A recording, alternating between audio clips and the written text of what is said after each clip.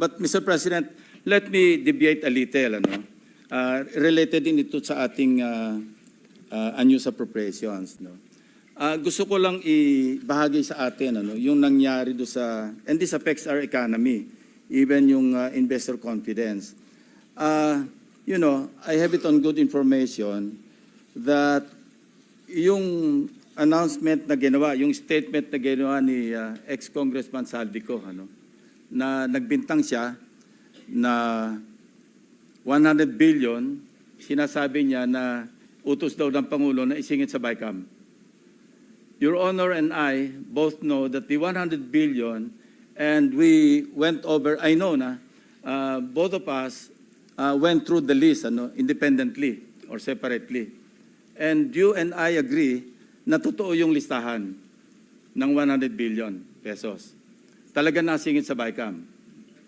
But yung sinasabi ni Saldico on social media as posted, na nag-deliver siya ng 25 billion representing the 25% commission di umano para kay Presidente, that I will attest na hindi totoo.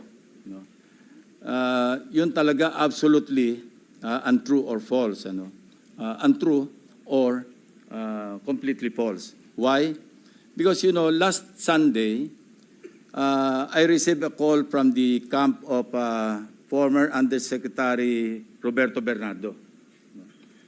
Ang sinasabi niya, noong nakita niya si Saldico sa social media na nagsasabing merong 100 billion di umano inutos ng Pangulo na isingit sa BICAM, napag-alaman ko from Undersecretary Bernardo na may mga tao sa Malacanang, not the President, not authorized by the President, who misrepresented him.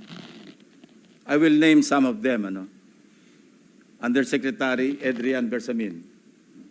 He name-dropped the President, making Saldico believe na utos ng Pangulo na ipasok sa BICAM yung insertions na 100 billion. Now, Yusek Trigib Olaybar.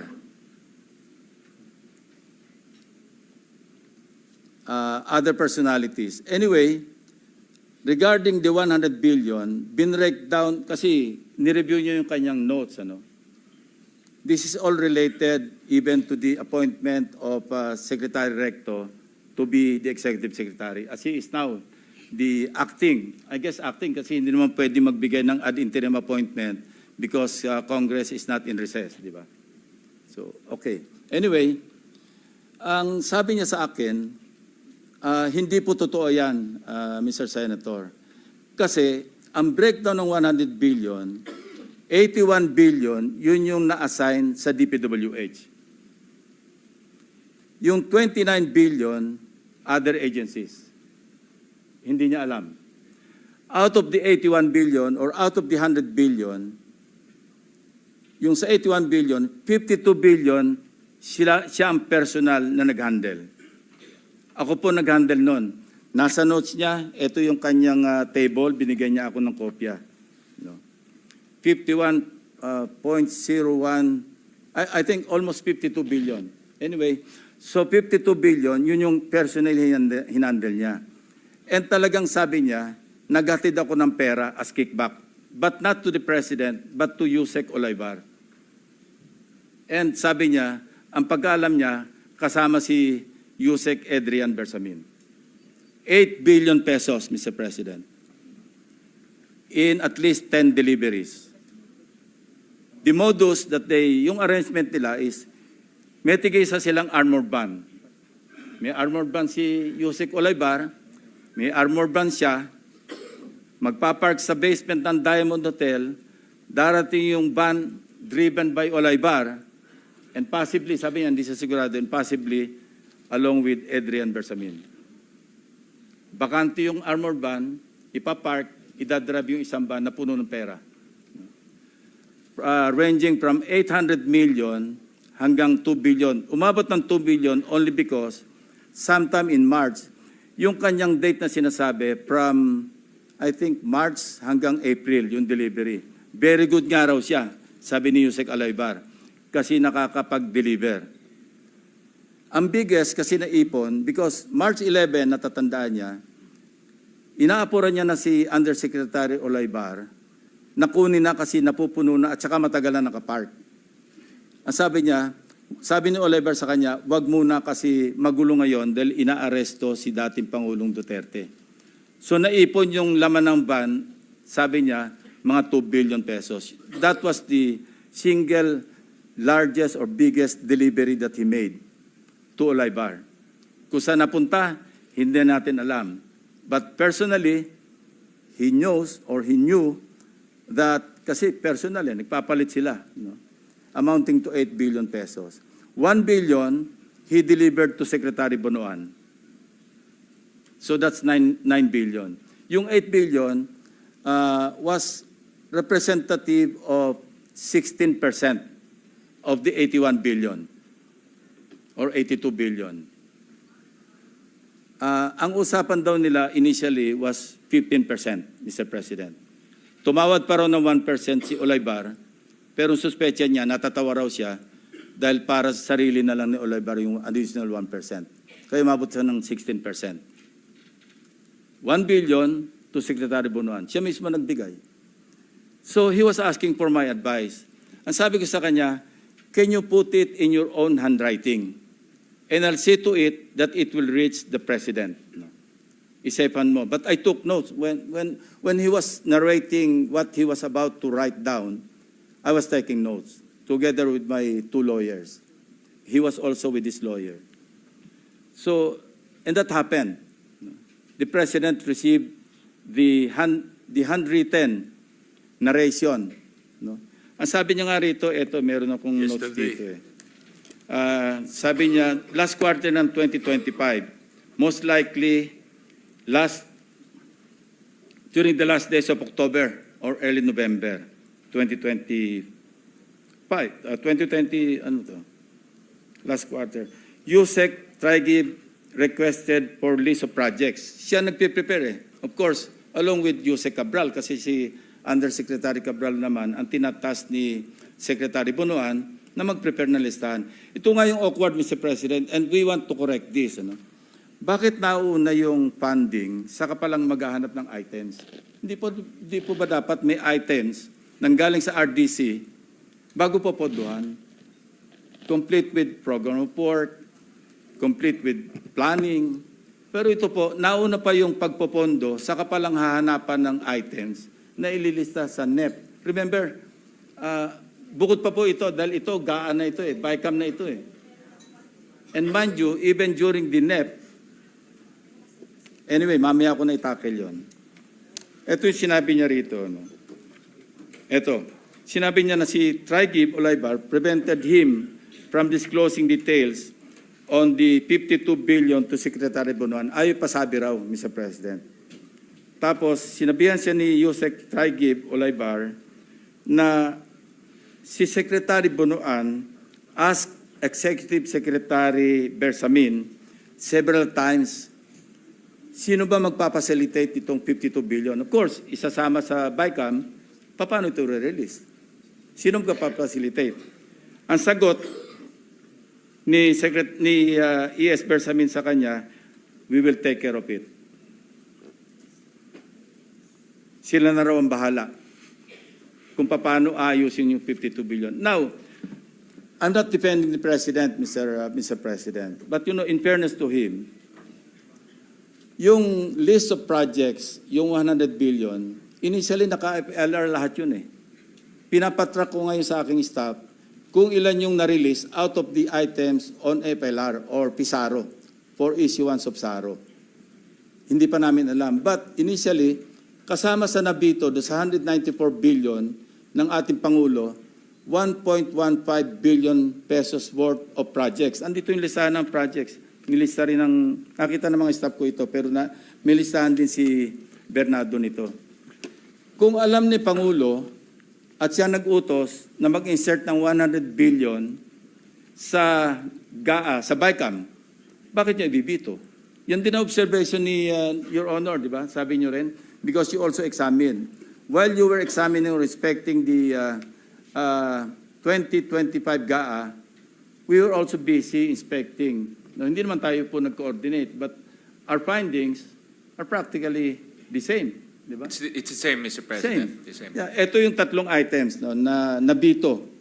Saldico list vetoed items. GAA Volume 1C, page 849. Construction of cruise port and facilities package, Puerto Princesa City. 250 million. 800, page 822. Construction of multipurpose building, Government Center, Barangay Gadani, Tayum, Abra.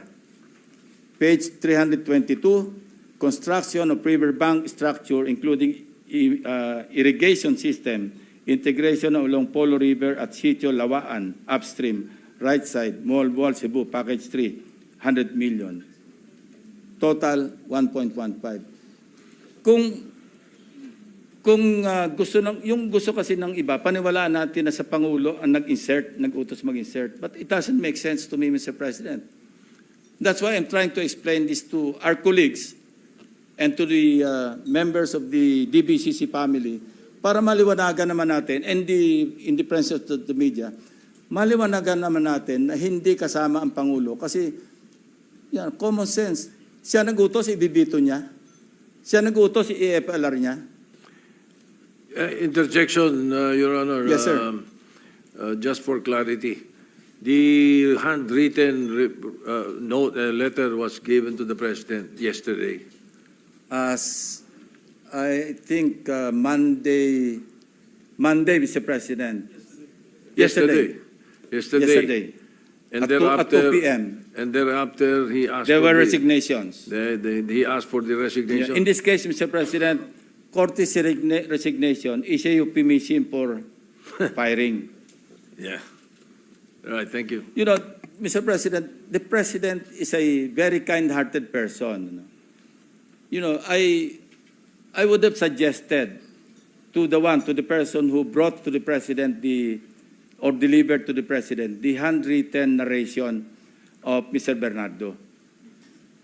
I would have suggested na tanggalin niya and then order an investigation. Otherwise, how can you insulate the President kung courtesy resignation? But you know, that's water under the bridge because it did not happen, Mr. President. And I will still strongly suggest that an investigation is in order.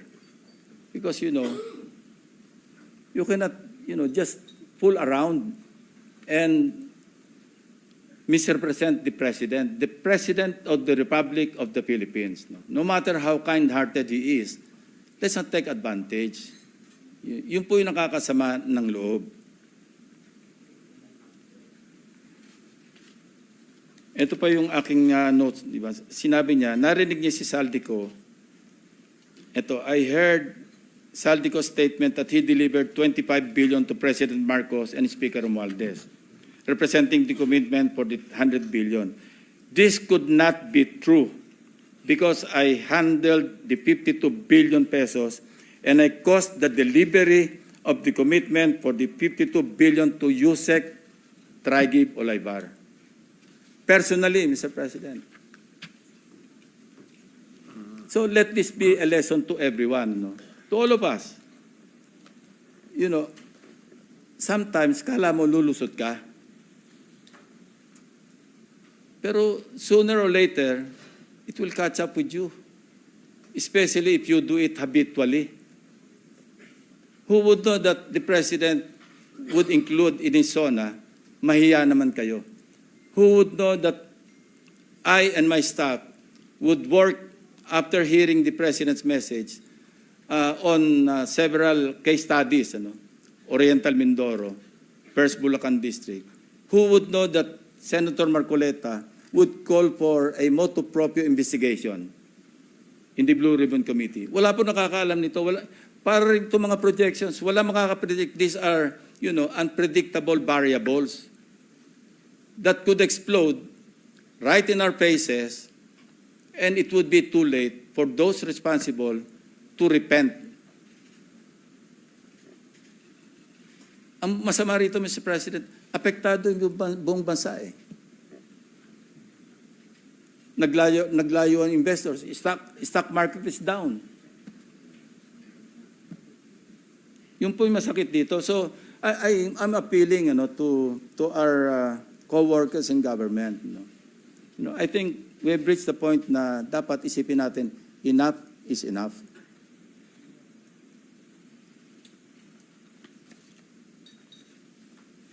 I think I have made myself clear, Mr. President, that there are persons responsible. And ngayon, back to the NEP. I don't want to steer the proverbial hornet's nest. Pero ito pa yung isang practice. Alam nyo, sinabi ko na nga ito na, and I think the distinguished sponsor will agree with me, that the 2025 GAA is the most corrupt. Lagi natin sinasabi ito. And I would like to describe it as a national budget that is corrupt to the core, from start to finish. I have a document that I have also acquired. NEP pa lang, katakot-takot na po yung naka-insert. I've seen in that document, yung ilan lang ang aking babanggitin. Secretary Bonoan, allocable ito, allocable, non-allocable. SMB Batch 1, SMB Batch 2. SMB is Secretary Manuel Bonoan. Batch 2, Batch 3. Ang binanggit lang ni Yusek Bernardo, meron siyang 5 billion a year for 3 years kay Secretary Bonoan. Kaya nagkwenta kami ni Senator Kiko Pangilinan, di ba? Na 15 times 15 kasi 15%. That's 2.25 billion. I discovered in that document, aside from SMB, meron pang SMB Batch 1, I think 18.5 billion. Then there's another SMB Batch 2. Basta ang total, 25.5 billion. He's not even a legislator, Mr. President. And many more. Nakalagay, House leadership, 143.5 billion. Of course, we also learned from the hearings na sa NEP pa lang, pag napasok, may 10% eh. And that's new to us because hindi natin alam to eh. Nalaman lang natin to sa mga hearings eh. Now, 143.5 billion. Mag-advance ng 10%. Magkano nawala sa Kaban ng Bayan? 14.35%. Write-off. Nagagaling sa mga contractors. So why would the contractors advance that much kung hindi sila siguradong sila yung mangungontrata? It sucks, Mr. President, to think na ito yung nangyayari.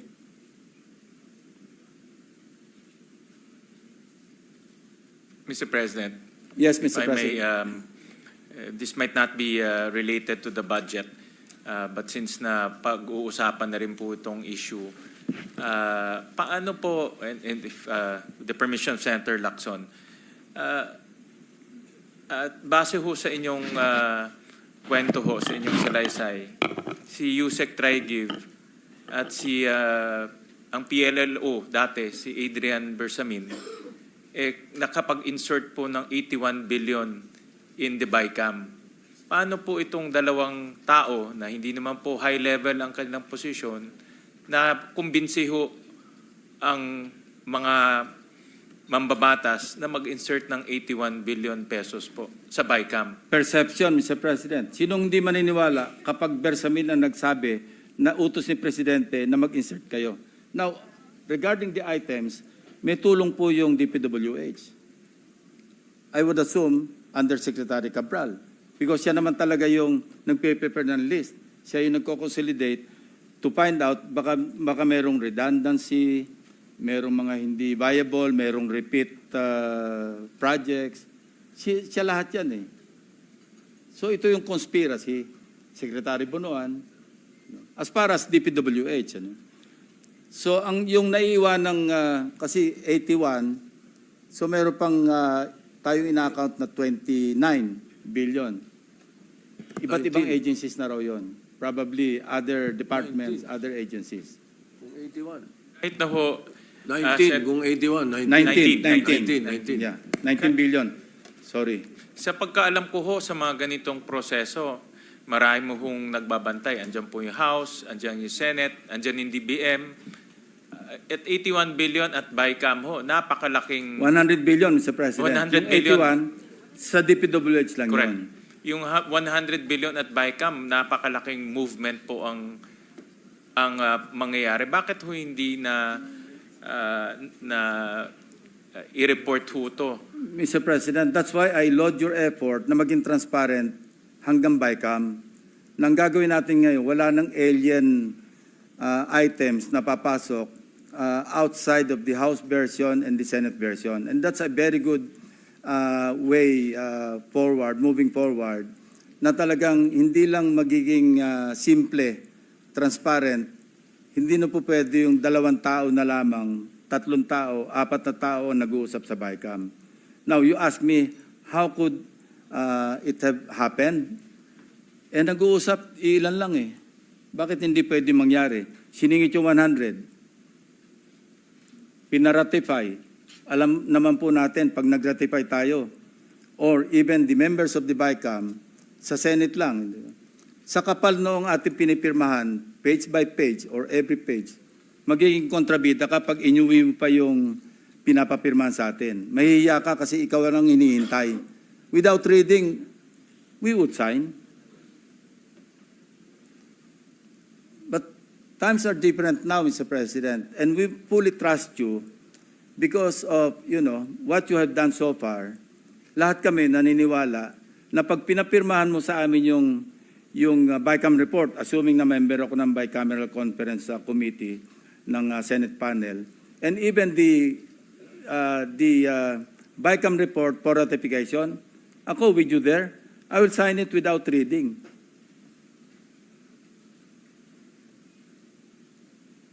But the point is, Mr. President, first, ang gusto ko lang i-emphasize, i-reiterate, wala pong kinalaman ang Pangulo at wala siyang natanggap na 25 billion at wala ring delivery si Saldico. Imposible, sabi nga ni Bernardo, imposible siya mag-deliver ng 25% kasi ako yung nag-handle, ako nag-deliver ng 8 billion.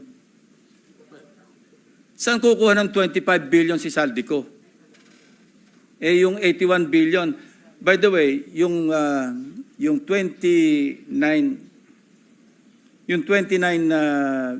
billion na kasi 81 minus 52, hindi ba? Yun daw, ang nag-asikaso rin noon, si Tragib Olaybar, along with Secretary Bunuan and the others, rumekta na sa mga kontraktor, rumekta na sa mga RD, rumekta na sa mga DE. Hindi na niya napakailaman. Ang nahandle niya lang daw, 52 billion pesos worth of projects ng DPWH. Kasi the rest, 19 other agencies. Out of the 81, yung remainder, Olaybar again, along with Bunuan, hindi dumaan sa kanya. That's how the syndicate worked, Mr. President. Mr. President, kino-confirm ko, hindi ho kami nag-usap ni Senator Lacson, but re-review ko ho yung mga projects at ganun rin po nakita namin na about 1.1 billion 150 Yeah. ang na veto po ng Pangulo. So yun rin po yung aking nasa isipan kung ito po ay manggagaling sa kanya, bakit naman niya i-veto to? At nakita rin ho namin yung mga may tinignan din ho yung mga list of contractors ho doon kasi in-identify ho yung mga contractors. Marami ho sa contractors ay kasali rin po doon sa mga maanumalyang flood control. Nakita ho namin na nandiyan po sila Alpha and Omega General Contractor, ito po yung Diskaya. Si Wawaw Builders, nandiyan rin po. Si Legacy Construction na pinatawag natin dito, QM Builders. So ang ibig sabihin nitong mga contractors na nakita natin sa flood control, present rin dito sa 81 billion worth of projects. So, well, thank you, Senator Lacson, for your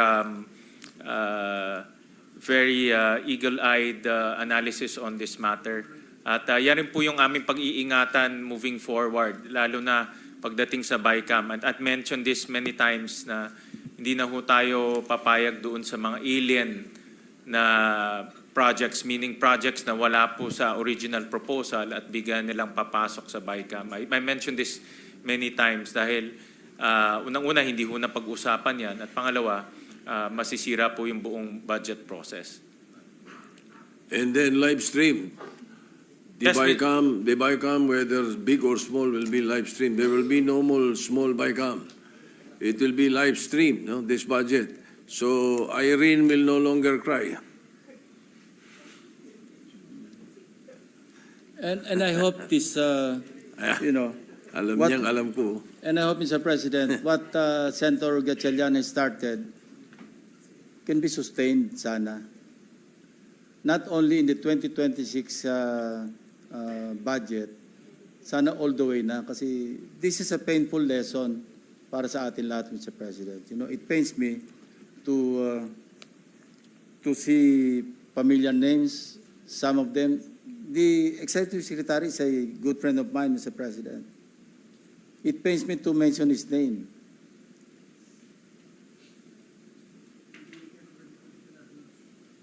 Yeah. Anyway, Mr. President, may I ask for a few minutes suspension? Natutuyo na naman yung lalamunan ko. Yes, sir.